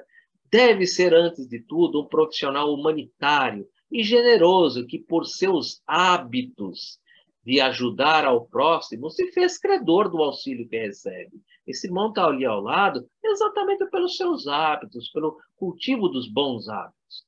Não lhe bastaria os títulos de espírita e de médico para reter a influência benéfica de que se faz acompanhar, para acomodar-se tão harmoniosamente com a entidade, ou seja, estar em comunhão, que o assiste, precisa possuir uma boa consciência e um coração que irradie paz e fraternidade. Um coração puro, um coração que tenha pensamentos e sentimentos voltados para o bem. A palavra coração aqui, quando Aulus utiliza, é no sentido do coração, utilizado pelo Cristo, sentimentos e pensamentos voltados para o bem. Olha que lindo isso, né, gente? Proteção divina, mais uma parte, como eu falei, esse livro, ele tem 3 capítulos do livro Estudando a Mediunidade, do Martins Peralva, né? No livro Estudando a Mediunidade, capítulo 22, Servindo ao Bem, antes era Servindo ao Mal, né? Martins Peralva nos apresenta a seguinte reflexão. Temos aí o testemunho por demais eloquente de que, onde estiver um coração, olha que lindo, né? Inclinado ao bem, estará presente também a proteção divina. O médico caridoso, que exerce a medicina com legítimo sacerdócio, fará sempre jus ao amparo de mensageiros do Senhor. Pertença a este ou aquele credo religioso, ou seja, inclusive ateu, pouco importa. Se for caridoso, fará sempre jus à assistência das almas sublimadas, no cumprimento da sua missão de curar. Jesus Cristo, o mais compassivo dos médicos, que a humanidade já viu desde o princípio, permanece como divina sugestão àqueles que, no jornadear terrestre, no caminhar terrestre, consagram a vida ao salto labor dos hospitais, ao santo labor dos hospitais. Quando o preconceito e o formalismo, isso ainda vai demorar um tempo, mas que ele não demore, né? Que ele passe rápido, né? Quando o preconceito e o formalismo se forem diluindo ao sol de novas revelações, a medicina entenderá o seu abençoado campo de ação até os limites do espírito, penetrando-lhe o maravilhoso mundo. Nesse dia, então, as suas fronteiras de luz se abrirão de par em par para as núpcias da ciência e da fé, do sentimento e da razão. Primeiro capítulo do Evangelho segundo o Espiritismo, Aliança da Ciência e da Religião, né? Aulus não foge, né? Os médicos verão no enfermo não somente o cliente mais ou menos aquinhoado de recursos que busca antibióticos e reagentes orgânicos, mas, conjunção adversativa vai mudar isso aí, né? Especialmente o companheiro carente de bom ânimo e coragem, de compreensão e esclarecimento, de paciência e de amor. Me lembra aquele filme Patch Adams, né? Lembra exatamente o Patch Adams aqui, né? Retornando, né, ao livro Nos Domínios da Mediunidade, Hilário continua com a carga de perguntas. Contudo, Podemos qualificá-lo como médium, esse sujeito? Como não, né? Respondeu Hilário convicto, respondeu Aulus convicto. É médium de abençoados valores humanos. Ou seja, o médico ali é médium de abençoados valores humanos. Mormente no socorro aos enfermos, no qual incorpora as correntes mentais dos gênios do bem, consagrados ao amor pelos sofredores da terra. E por isso aquela entidade lirial ali ao seu lado. Ele é médium, sim, é que ele não sabe, né? Ele não estudou essa faculdade, não desenvolveu essa faculdade, mas ele pratica o bem. E os seus hábitos, as suas ações, fazem com que ele se ligue a essas entidades que estão ali voltadas para o bem. E com significativa inflexão de voz acrescentou: como vemos, e aqui estamos terminando, né? Como vemos, influências do bem ou do mal na esfera evolutiva em que nos achamos se estendem por todos os lados e por todos os lados registramos a presença de faculdades medianímicas. Todos os lados, perceberam, né, gente? Que as assimilam segundo a direção feliz ou infeliz, correta ou indigna, em que cada mente se localiza. Depende do que você faz, depende do que você mentaliza, né? Estudando assim a mediunidade nos santuários do Espiritismo com Jesus, observamos uma força realmente peculiar a todos os seres, de utilidade geral, se sob uma orientação capaz de discipliná-la e conduzi-la para o máximo no aproveitamento do bem. É isso que o centro espírita, quando ele ali utiliza-se, né, dos recursos de orientação no desenvolvimento mediúnico, no desenvolvimento, no conhecimento da doutrina espírita, que ele deve realmente conduzir para o máximo do aproveitamento da mediunidade com Jesus e no trabalho pelo bem. Recordemos a eletricidade que, pouco a pouco, vai transformando a face do mundo. Não basta ser dono de poderosa cachoeira com potencial de milhões de cavalos vapor.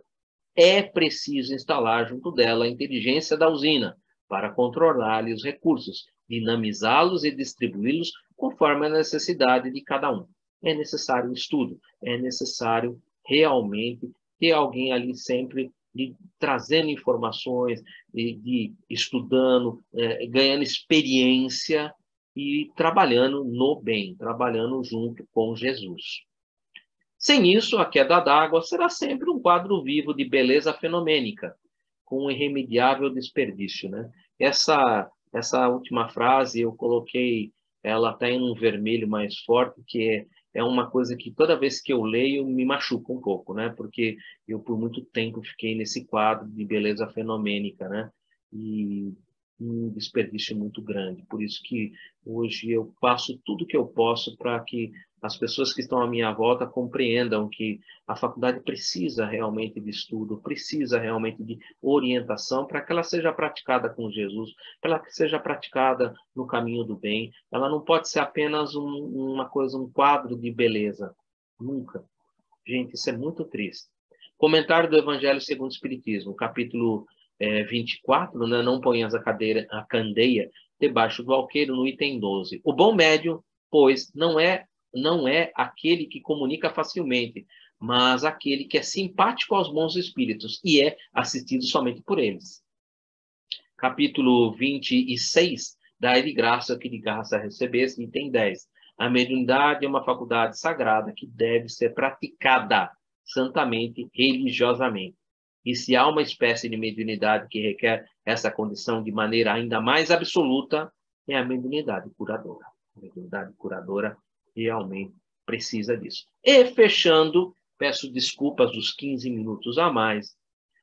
O tempo, contudo, não nos permitia maior delonga na conversação. E rumamos, desse modo, para um agrupamento, para uma nova casa espírita, em que os nossos estudos da véspera encontrariam no necessário prosseguimento.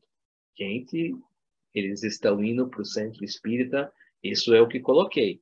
No livro não está. Estão indo para o Centro Espírita Luiz Gonzaga. Imagino que eles vão encontrar lá. Capítulo 16 é um capítulo imperdível. Mandato mediúnico. É um capítulo que é hors concurso do livro todo.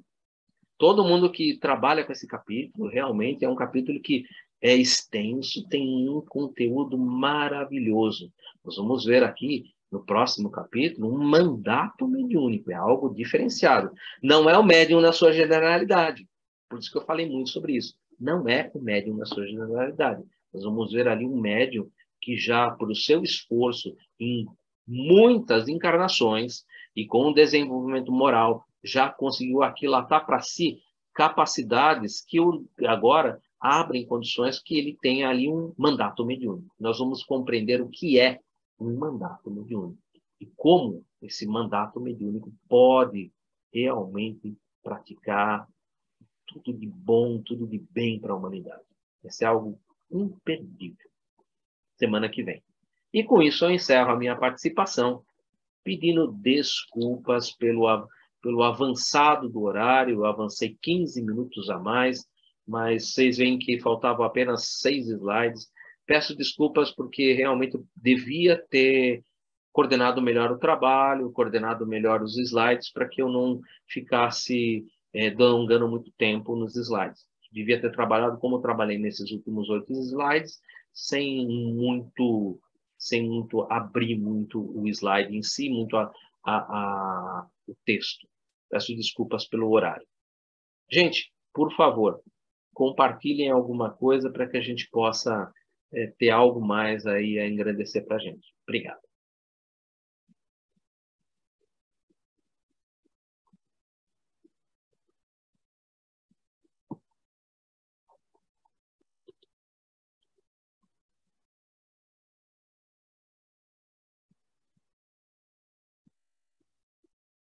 Tem uma pergunta da Márcia no chat, né? Acredito eu que no atendimento fraterno também a mediunidade intuitiva seja útil. A mediunidade intuitiva, sim, mas ela pode ser útil, mas ela não pode ser o determinante total da coisa, tá?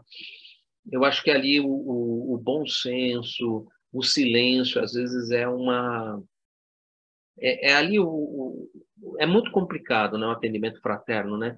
A gente deve mais ali ouvir mesmo, né? Ouvir o que a pessoa está nos apresentando. Um atendimento fraterno, no meu modo de ver, ele não deveria ter nada que você tivesse que anotar ou gravar ou deixar em algum lugar, porque ali a pessoa precisa se sentir completamente aberta a conversar com você com naturalidade e que se sinta segura do que ela está falando ali com você, não saia daquela sala sob nenhuma hipótese.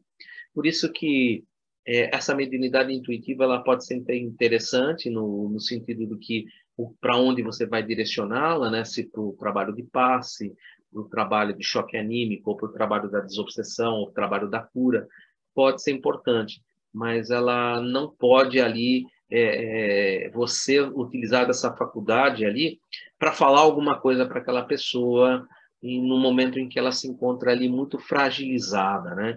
Você tem que realmente estar com o coração muito aberto, com a única palavra no seu pensamento é amor e acolhimento.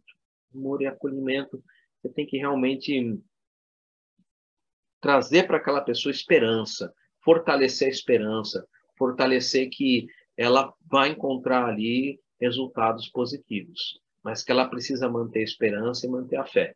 E com isso, lógico, direcionar ela para ouvir palestras, as palestras são sempre muito edificantes, desenvolvem no coração da pessoa, ali ajudam a desenvolver no coração daquelas pessoas a esperança e a fé.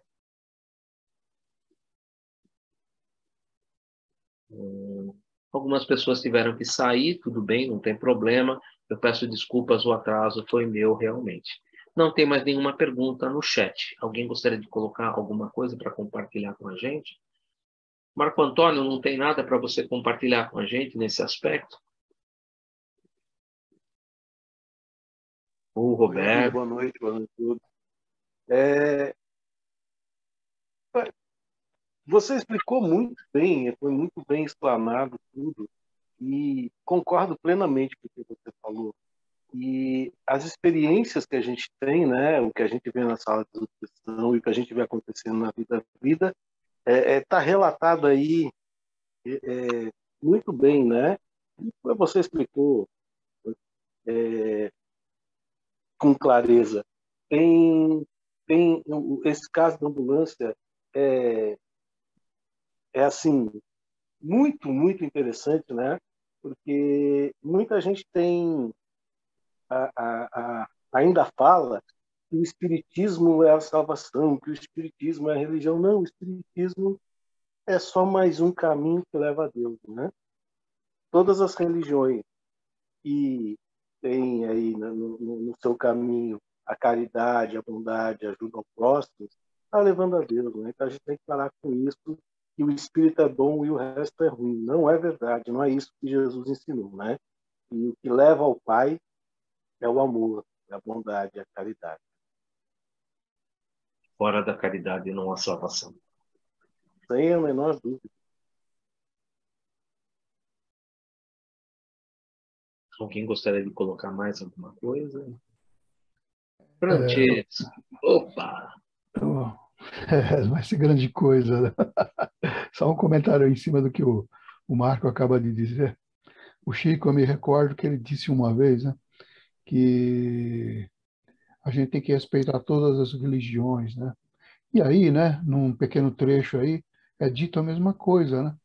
Que a gente não pode considerar o espiritismo como algo à parte, que é a solução para todos os problemas, ou que é a melhor forma de se seguir o caminho, né? Mas que todas as estradas acabam indo para o mesmo lugar, né? E a gente tem que respeitar porque cada um faz o seu trabalho na sua proporção devida, né? E que, como nós vimos aí no caso do médico aí, né? Não importa se ele é espírita, se ele é ateu ou se ele não é.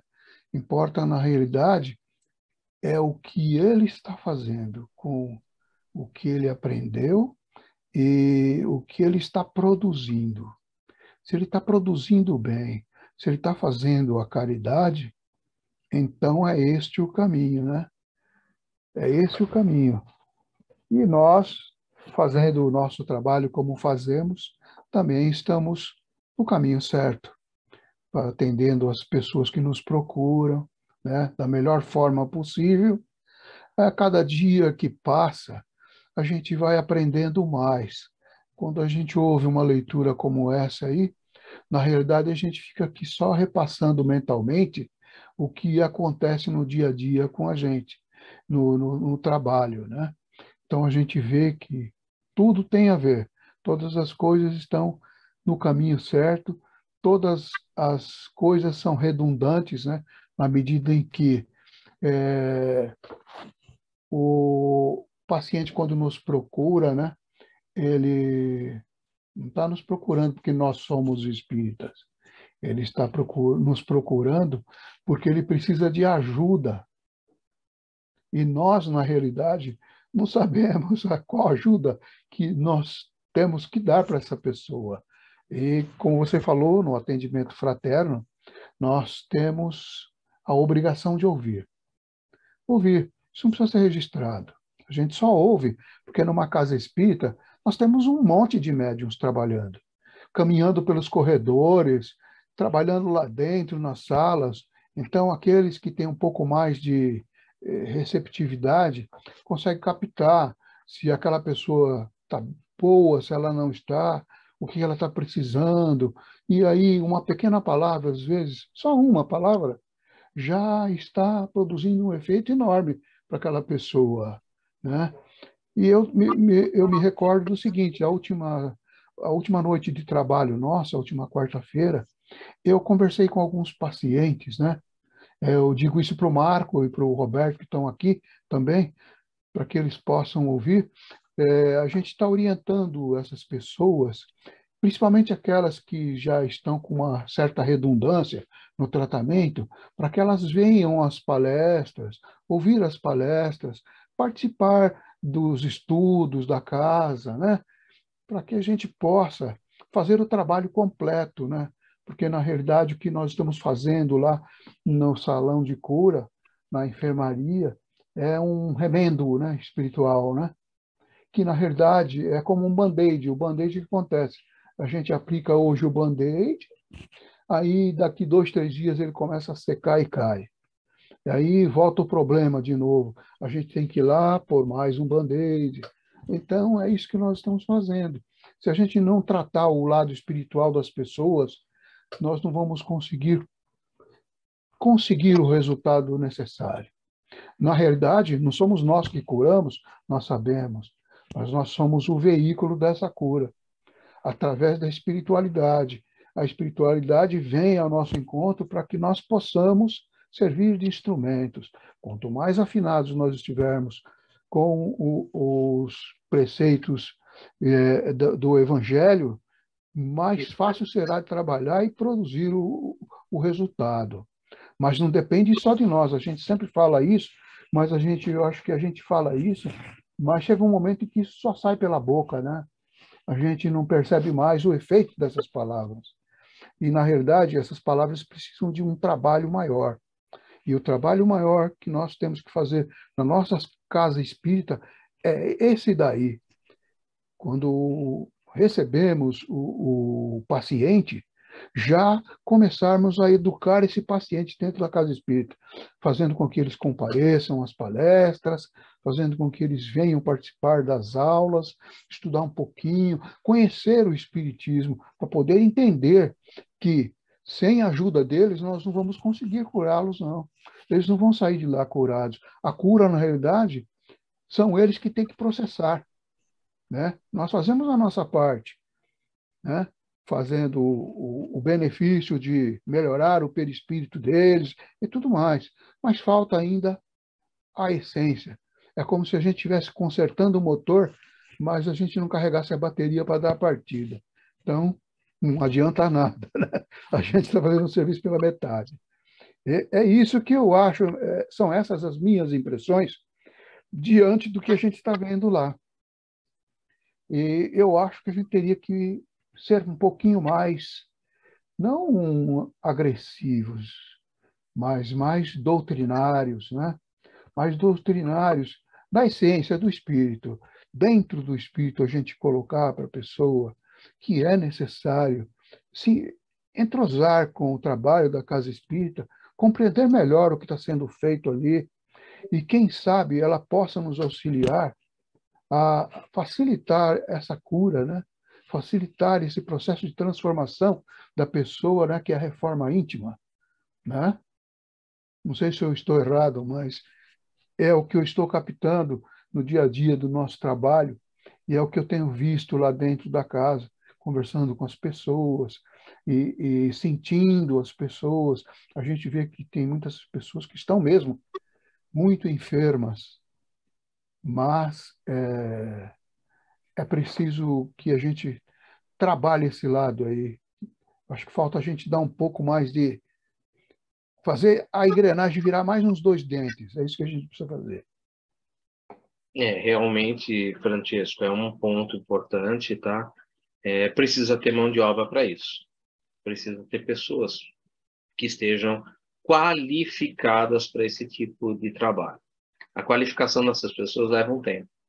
O nosso centro CETRELV, ele tem trabalhado na qualificação das pessoas e ele começou esse trabalho um pouco ali por volta de 2018, começamos, né, vamos dizer assim, trazer uma parte do estudo mais pontual dentro da casa.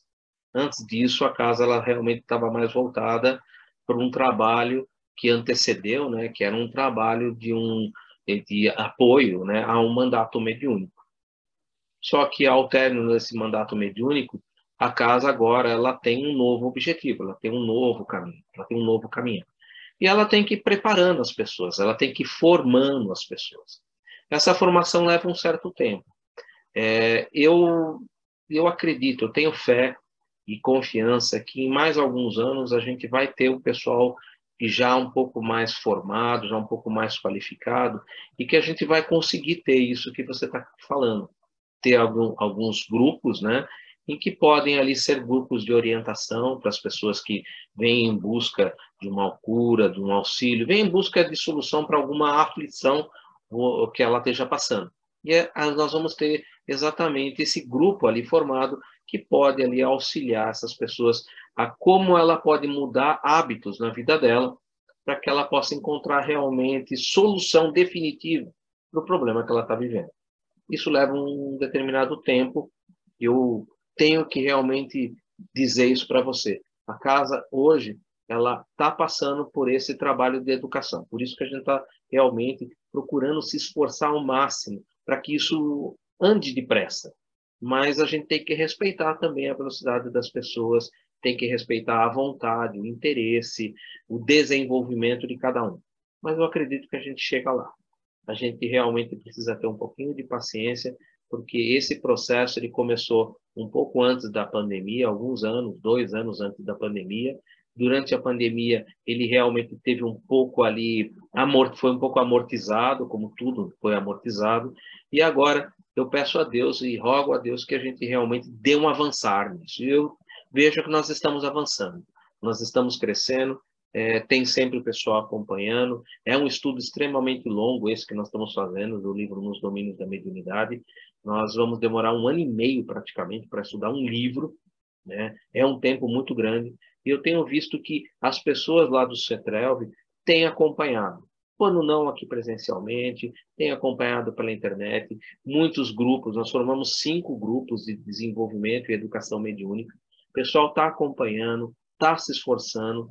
Eu acredito que em mais ou menos uns 3 anos, de 2 a 3 anos, nós já vamos ter um grupo mais, vamos dizer assim, com mais conhecimento e que possa realmente dar continuidade e levar adiante isso que você está falando.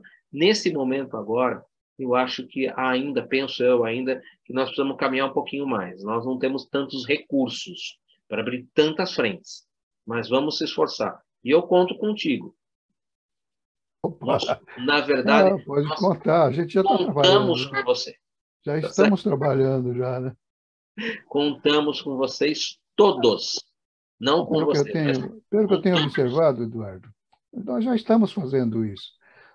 Não podemos fazer em grande escala porque nós não temos mesmo condições, mas na medida do possível temos que continuar, E vamos sim. até chegar no ponto que a gente precisa, né? Vamos chegar lá. Marco Antônio, por favor. Complementando aí tudo que foi dito, né?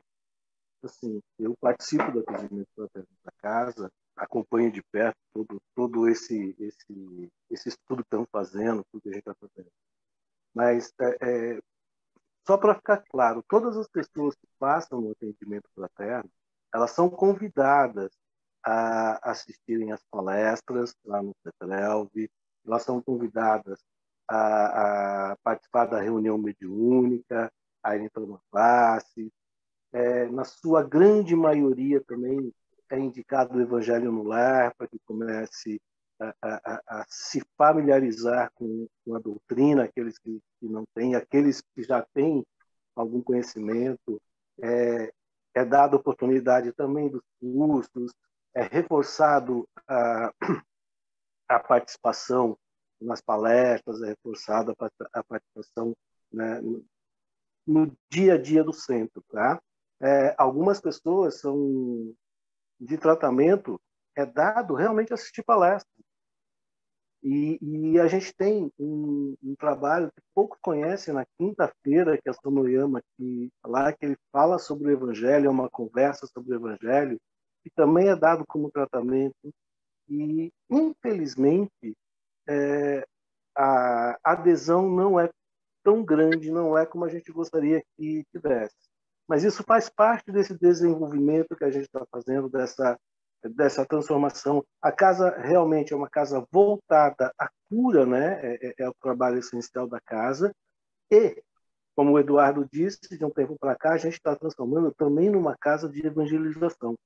Só que a gente precisa ainda, como o Eduardo disse, se preparar um pouco mais para isso. Mas nós já estamos nesse caminho. Então, assim, e cabe a todos nós ali fazer esse papel de divulgar a doutrina. Então, dentro dos trabalhos de cura, dos trabalhos de obsessão, uma leitura no trabalho do passe, uma leitura do Evangelho, uma leitura edificante ali de qualquer obra, isso faz parte, acho que, da evangelização e faz parte de tentar convencer aquele, né, que está participando, que está ali, que isso é importante e faz parte do tratamento. Só que a gente não tem como forçar ninguém, né? E infelizmente a adesão é pequena sobre isso. Mas para ficar claro, né, que a casa oferece, tem oferecido bastante essa opção e tem dado como tratamento essa opção também. muito bom ter trazido isso, é importantíssimo, importantíssimo. Bom, gente, eu acho que é por aí, a gente acho que pode encerrar por hoje. Alguém gostaria de colocar mais alguma pergunta, alguma dúvida relativa aos trabalhos, relativa ao que a gente falou? Só reforçando aí as duas indicações que fazem para a gente ler no livro Contos e Contos, os capítulos lá, eu fiz como para casa, como dever de casa, e é muito interessante os capítulos, sim, tá? Reforça bem o estudo de hoje. Então, eu acho que, infelizmente, a maioria já saiu aí, mas está lá encomendado, né, que verifique lá, né? Então, eu acho que é super interessante olhar o livro lá. Beleza. Hoje eu citei uma outra obra, Sexo e Destino, a história de Pedro Neves, apesar que o Samuel não vai precisar ler, porque o nosso irmão lá, o Simão Pedro, ele conta a história do Pedro Neves, decore e salteado, de frente para trás das palestras dele, então, com certeza o Samuel conhece a história do Pedro Neves. Eu já li o livro também, né? Então, é muito interessante, vale a pena. Obrigado por ter compartilhado com a gente. Bom, gente, é isso. Semana que vem a gente vai começar um novo capítulo, um capítulo interessantíssimo. Nós estamos caminhando agora além da metade do livro. Hoje terminamos, né, o capítulo 15, a metade do livro já foi. Nós estamos caminhando para além da metade do livro. Já estamos bem além da metade do livro, porque os próximos capítulos, os finais, os últimos capítulos, são capítulos bem curtinhos. Então, realmente, a gente já está indo lá caminhando para o final. Semana que vem, mandato mediúnico. Quem poderia fazer para a gente o encerramento, por favor?